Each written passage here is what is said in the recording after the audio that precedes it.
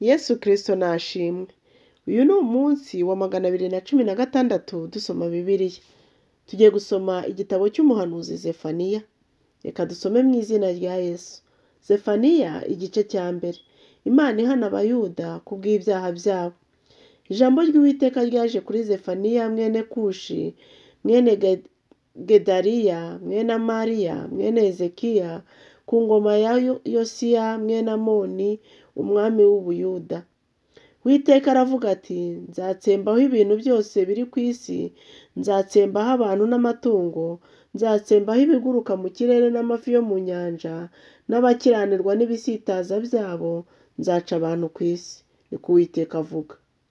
Nzarambura ukuboko kwanjye, ntera ab'i Buyuda n'abatuye i Yerusalemu bose, nzaca ibyasigaye bya Bali aho hantu n'izina ry'abakemari, hamwe n'abatambyi n'abasenga ingabo zo mu ijuru bari hejuru y'amazu yabo, n'abasenga barahira Uwiteka, bakagerekaho na Milikomu, n'abasubiye inyuma bakareka gukurikira Uwiteka, n'abatigeze gushaka Uwiteka habe no kumusenga.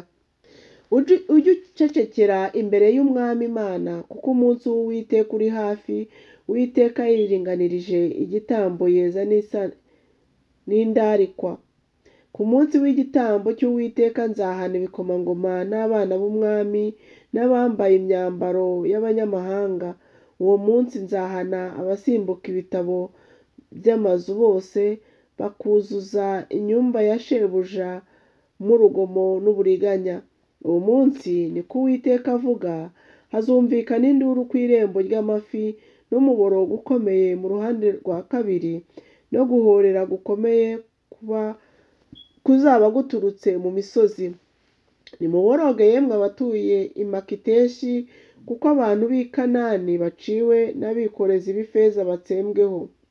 Icyo gihe nzashakisha muri Yerusalemu muri mpane abantu bibumbiye hamwe nk'inzoga y'itende, bibwira mu mitima yabo bati, ari icyiza ari n'ikibi, Uwiteka ntacyo azadutwara, kandi ubutunzi bwabo buzagendaho iminyago, n'amazu yabo azaba imisaka. Ni ukuri bazubaka amazu ariko ntibazayabamo, kandi bazatera inzabibu nazo ntibazanywa vino yazo.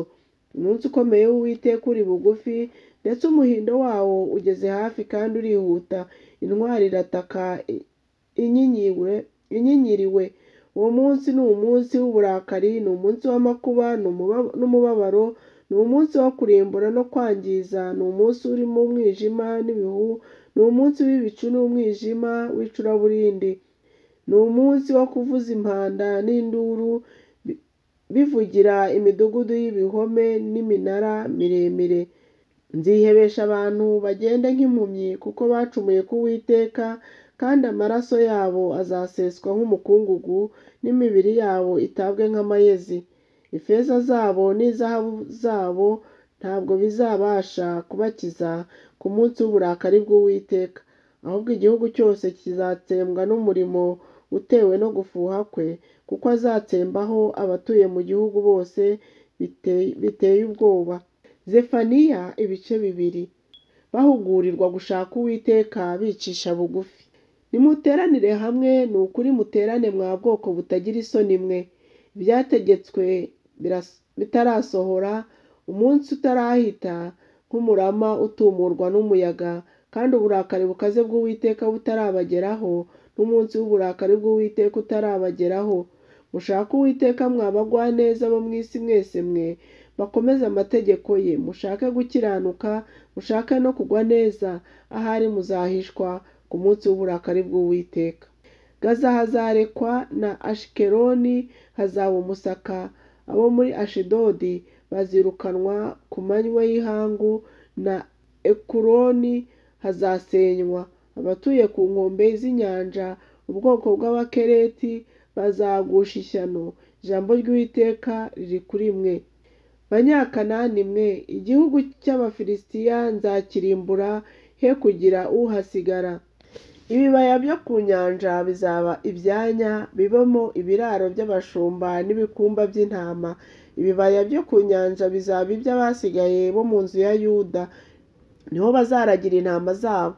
bazajya barara mu mazu ya Ashikeloni, kuko Uwiteka azabagenderera akagarura abajyanywe ari imbohe. Uwiteka Nyiringabo, Imana ya Isiraheli, iravuga iti: numvise ibitutsi by'Abamowabu no kwiyenza kwa bene Amoni, batutse ubwoko bwanjye bakarenga urugabano rwabo babasuzuguye. Nicyo gituma nirahiye kuri Mowabu hazamera nk'isodomu na bene Amoni nk'i Gomora, ahantu huzuye ibisura n'ibigugu by'imyunyu, habe ibidaturwa iteka ryose. Bazasahurwa n'abasigaye bo mu bantu banjye, kandi bazatwarwa n'abarokotse bo mu bwoko bwanjye. Ibyo ni byo baziturirwa ubwibone bwabo, kuko batukaga ubwoko bw'Uwiteka Nyiringabo bakabirataho. Uwiteka azababera igiteye ubwoba, kuko azatera ubwonde ibigirwamana byo mu isi byose, kandi abantu bazamusenga, umuntu wese azava iwe, ndetse n'abo mu birwa by'abanyamahanga byose. Namwe Abanyetiyopiya nzabisha inkota yanjye. Kandi azaramburira ukuboko kwe aherekeye ikasikasi arimbura Ashuri. Nineve azahahindura amatongo hume nko mu mburamazi. Imikumbi izagiramo ibiraro byayo, n'inyamaswa z'amoko yose zihabone ibikumba, ndetse n'uruyongoyongo n'ikinyogote bizaba mu nkomanizo z'amazu yaho. Amajwi yabyo azumvikanira mu madirishya, mu miryango yaho hazaba hasenyutse, kuko hatamuruye iby'imyerezi. Uwo ni wa murwa wishimaga, wadabagiraga ukibwira mu mutima uti: ni njye nta wundi uriho keretse njye. Ko hahindutse amatongo, n'ahantu hasigaye harararwa n'inyamaswa. Uzahanyura wese azahatangarira yimyoze, ahamamisha ukuboko. Zefaniya ibice 3. Ubugome bw'i Yerusalemu. Umurwa w'ubugome wanduye kandi urenganya uzabona ishyano. Ntiwumviye kubwirizwa, ntiwemeye guhanwa, ntiwiringiye Uwiteka, ntiwegereye Imana yawe. Ibikomangoma byo muri wo ni nk'intare zitontoma. Abacamanza baho ni amasega agejeje nimugoroba, ntabwo bagira icyo baraza. Abahanuzi bawo ni incacanya, ni abariganya. Abatambyi bawo baziruye ubuturo bwera, kandi bagomeye amategeko. Uwiteka uri muri wo arakiranuka, ntazakora ibibi. Uko bukeye agaragaza gukiranuka kwe mu mucyo, ntacyo asiba. Ariko ibigoryi nta soni bigira. Narimbuye amoko, iminara yabo ni imisaka, inzira zabo narazisibye, kugira ngo hatagira uhita. Imidugudu yabo yarasenyutse, bituma hatagira uyibamo, nta n'ukihatuye. Nibwira ko uzanyubaha ukemera guhanwa, kugira ngo ubuturo bwaho budasenyuka, kuko nari narabibategekeye byose, ariko bazindukaga kare barushaho gukora ibizira. Imana izakiza abayo barengana, ibakunze inezerewe. Nicyo gituma Uwiteka avuga ati: nimuntegereze mugeze ku munsi nzahagurutswa no kubanyaga, kuko nagambiriye guteraniriza amahanga hamwe. Ibihugu byose binteranireho, mbasukeho uburakari bwanjye n'umujinya wanjye ukaze, kuko isi yose izatsembwaho n'umuriro wo gufuha kwanjye. Ubwo nibwo nzaha amoko ururimi rutunganye, kugira ngo bose babone kwambaza mu izina ry'Uwiteka no kumukorera bahuje inama. Abazanshashazaho ari bo bana banjye batataniye hakurya y'imigezi, no muri Etiyopiya bazanzanira ituro ryanjye. Uwo munsi Isiraheli we, imirimo yawe yose wankoreye ukancumuraho ntizagukoza isoni, kuko ubwo nzaba nkuvanyemo abibone birataga, kandi ntuzongera kwishyira hejuru ku musozi wanjye wera. Ahubwo nzagusigamo ubwoko bw'indogore n'abakene, kandi baziringira izina ry'Uwiteka. Abarokotse bo muri Isiraheli ntibazarokora ibibi, habe no kuvuga ibinyoma n'ururimi ruriganya ntizuzababonekaho mu kanwa kabo, kuko bazagaburirwa bakaryama ari ntawe ubakanga. Iririmbire wa mukobwa w'i Siyoni we, rangurura Isiraheli we, nezerwa kandi wishimane n'umutima wawe wose, wa mukobwa w'i Yerusalemu we. Uwiteka yagukuyeho imanza yari yaguciriye, abanzi bawe yabajugunye hanze. Umwami wa Isiraheli ari we Uwiteka ari muri wowe imbere, ntabwo uzongera gutinya ibibi ukundi.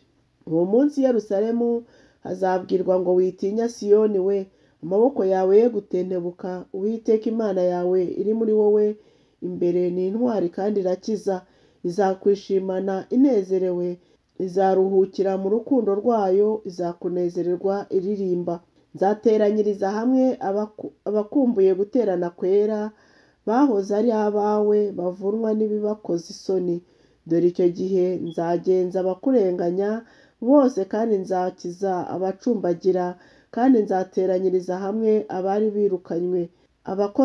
Abakozwaga isoni mu bihugu byose nzabatera icyubahiro, mbahe n'izina ryogeye.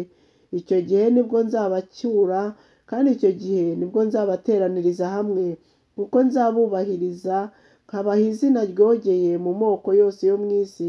Ahubwo nzagarura abanyu bajyanywe ari imbohe mureba, niko Uwiteka avuga. Tugasubiremo.